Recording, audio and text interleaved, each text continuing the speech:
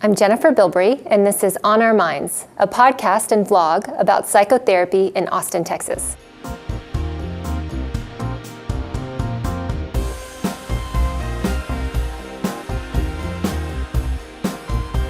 Today, I'm interviewing Dave Kaplowitz. He's an Austin-based psychotherapist specializing in couples and group work.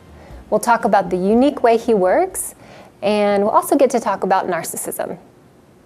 Well, the nice thing about group is people, and I'm talking, the type of groups I'm talking about are not couples groups, right? I'm talking about groups with individuals that aren't related, that don't have any or much contact outside of the group room. So that basically you're seeing this person for 90 minutes a week, right? And you get to go home to your own life. So the nature of your relationship in group is it's confined to the group room. And over time, and the types of groups I run are long-term interpersonal process groups where people actually develop, at first it seems a little bit artificial, but eventually you develop relationships with the people in the room because everybody is being vulnerable. They're talking about their most private selves in ways that most people don't talk about outside of group. And you actually start caring about your fellow group members, which is wonderful. And they become a source of support, but they also become a source of irritation and annoyance. And you actually, one of the things that happens is the types of relationships that you have and your relationship patterns that happen outside the room with family, friends, etc. They come into the room in those relationships, and they're reenacted because people are people, and there's always going to be someone in group that reminds you eventually of your wife or husband or mother or father or aspects, brother, sister. And some of those same feelings come up, and you get to work on them in the room. So like as an example, if you have a pattern in your life of feeling hopeless about a situation, then if there's a particular relationship in group, and then you just immediately go to hopeless. Right, because that's your pattern. You're bringing it with you. You're being yourself. You're showing up as yourself. Yeah, then you have an opportunity to talk about that and deal with it. Work, get feedback from how that affects others. Work on it constructively with other people that are working on themselves. Right. It's a wonderful environment. And with therapists in the room. Right. One or two therapists in the room. Yes. Okay. Yeah. So that was a question I had for you: is how your perspective of therapy dovetails with group, and how those two, for you, because I know you, are so connected, or so important to each other. Yeah, absolutely. It's a great question. I think for me, I didn't say it very well. You said it really well, Jennifer. But you get it. Said it great. I totally get it. I think, and also my individual work with my clients totally overlaps with that also. I think for the way my practice works, I some of my colleagues are like this. I suspect there are other therapists that are not like this, but because of the way I market myself and the type of work that I want to do, 100% of the work that I do with people is about relationships. 100%. Yeah. Right? Yeah. If people have issues at work, it's about their relationship with their boss, their coworkers, right? Yeah. If it's couples work, it's the relationship with their spouse, Yeah. right? And in group, which is really their relationship with mom and dad, right? Yes. Okay. It can be. I mean, yes. Aspects of that show up. Yeah. But the reality is, when people come into therapy, they don't see that. Right. They don't know that. Yeah. And oftentimes when people are in a lot of distress with their partner, there might be an affair, some kind of infidelity, alcoholism, gambling, all kinds of problems. Right. Introducing this idea that, the fact that you did marry your mother. You married your mother. It's not usually very helpful. So I'll tend to wait on that. But the other aspect to that is the way I work with people is to know that everything that we do is informed by our history. And so even when people are talking about the present moment, they're actually also talking and they're telling us about their history, right? And oftentimes especially when people talk about their emotions, right, it's a way to implicitly, meaning when I'm saying I'm angry at you, I might not be explicitly talking about how you exactly remind me of something my mom does, but if it's the same thing and I'm talking about how I'm feeling towards you, it actually works to heal both of those things. It's kind of one of the magical things about talking about your emotions. Do you say that explicitly with clients? No. Okay. No. Okay. So part of the way I work, and this is different than a lot of therapists, I tend not to do a lot of psychoeducation. I don't exactly tell people what I'm doing, what they're going through. Okay. I try not to do too much teaching, right? Because really what I'm trying to help people do is to feel their emotions inside and to talk about them in the room. Right? Whether it's in individual therapy, whether it's in couples therapy, or whether it's in group. Yeah. And the reason I do all of those three different modalities is because there's things that you can do in individual therapy that don't happen very well in couples therapy or group, right? In individual therapy, what we're working on is helping people just say everything. A place where they can say anything that's on their mind. Well, also in group. No, not in group. The idea behind group and the way I work is not to say everything. Okay. Because, for instance, if I don't know, if I think you're really unattractive, right, and I think you're kind of ugly, right? That's actually an attack, and that actually is a really great way to alienate other people. Yeah. Okay. Right, and that's actually the kind of thing we help people to not say in group.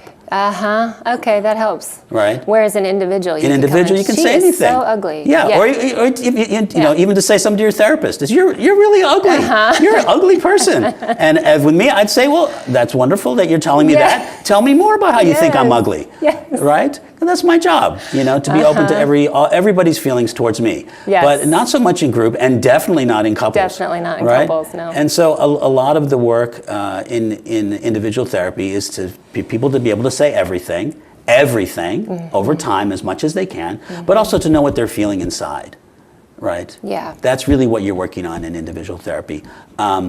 In group, you're helping people talk about what's going on, talk about their lives, what's going on in their lives, but also talk, yes, about what's happening inside, but really talk about feelings towards the other person. And that's where you get into the love and hate, or one of the aggression. Aggression. People have a hard time with those words, love and hate, especially when they don't know someone very well. So I like to talk about like yum and yuck, right? Yes. I'm feeling very yum towards you, or very yuck, or I'm feeling close to you. I'm feeling warmly towards you. I want to be farther away from you. I want to be closer. All ways to talk about what I'm feeling towards, right? So, and that's a lot of the work we do in group. Yeah. So do you, in terms of helping an individual or a couple client that you have enter a group, would you talk to them about that, or how would you talk to them when you think that this might be a good fit? Or do you, and another question, I guess, is do you think group is a good fit for everyone? Which I can imagine. Yes, I do. I think everybody needs to be in a group. I think group is so helpful. I think it's very supportive. I think it's... It can be. True. Yeah. Yes. Good point. So one of the differences between group therapy and something like a support group or AA, right, is that group is not, it's not there just to support people. No. And oftentimes, as you know, as someone that is in regular group therapy, it can be very challenging. Yes. Right, especially when Very.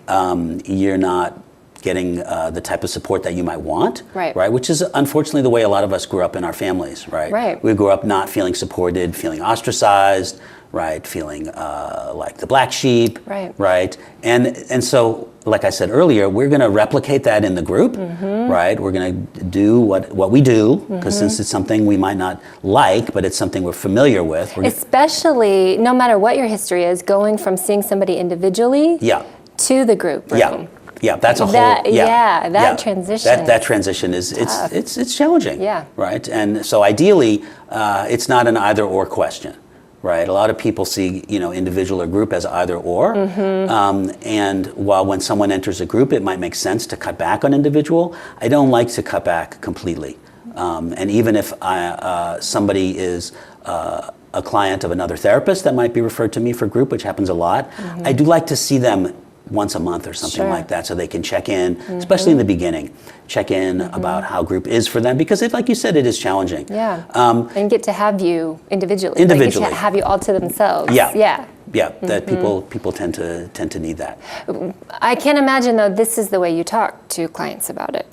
No. Yeah. So how do you? Yeah. Usually, the way I talk to them is when at some point someone will say something. One of their issues around their history or their issue with their in their marriage that I think might be really helped in group, right? You know, Yeah, I'm drawing a blank here as an example, but you know, somewhere, for instance, where we're like, okay, perfect example. Okay. They go with their partner to a party, right? Okay. And their partner might be super extroverted, and the life of the party. And this person might feel extremely ostracized. They don't have anybody to talk to. They feel very lonely, awkward, anxious. Some of that is their partner might not be supportive enough with them.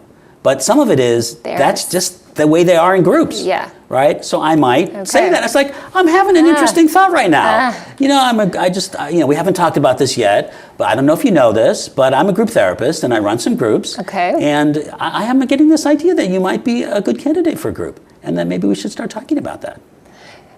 So then when the client asks, so what is that? Yeah. Well, and depending, sometimes people will say, what I'll usually say is when I start exploring with people, I'll say, well, you know, there's a lot of stereotypes about, you know, groups. You know, what do you know about group therapy? Oh. Right? Great idea. Yeah. Yeah. And sometimes people say, oh yeah, I was in a group a couple years ago. Right. It was amazing. And you know, I've always wanted to join a group. And it's funny that you mentioned that, Dave. And then I'm like, oh, this is going to be great. Yeah. This is going to be great. So, and you know, that's one thing, but you know, sometimes people. But most of the time it's, most of the time it's, you know, yeah, I've seen it on TV or, you know, this dates me, but you know, but the Bob Newhart show, you see a lot of group therapy. You see a lot of, on some of these rehab shows, you see a lot of examples of some not such great group therapy. Yes. Because what I tell people is good therapy does not make good TV.